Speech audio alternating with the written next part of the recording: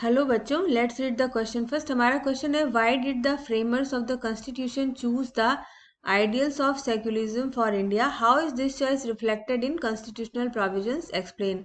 हमें एक्सप्लेन करना है कि हमारे कॉन्स्टिट्यूशन मेकर्स जो थे उन्होंने इंडिया के लिए सेक्युलरिज्म क्यों चुना और ये कॉन्स्टिट्यूशनल प्रोविजंस में कैसे रिफ्लेक्ट करता है। इस क्वेश्चन का की कंसेप्ट है कि सेक्युलरिज्म क्या है। Secularism means equal treatment for all religions and the country should not have only one official religion. So after partition of India, after independence, we saw the partition of India and Pakistan based on the religion, and massive religious riots were there.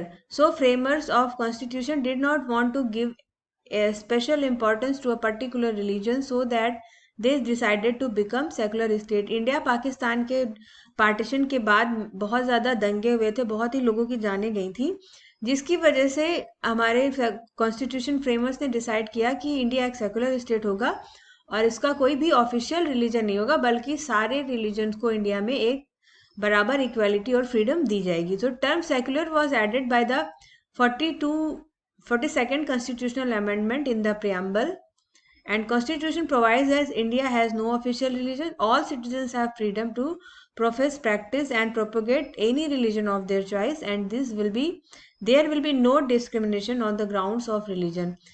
हमारे देश में citizens को ये fundamental right दिया गया है कि वो अपनी चॉइस के अकॉर्डिंग किसी भी रिलीजन को प्रैक्टिस कर सकते हैं और रिलीजन्स के बेस पे हमारे देश में किसी भी प्रकार का डिस्क्रिमिनेशन नहीं किया जाता है। तो I hope you understood the question very well. Thank you very much. Best of luck.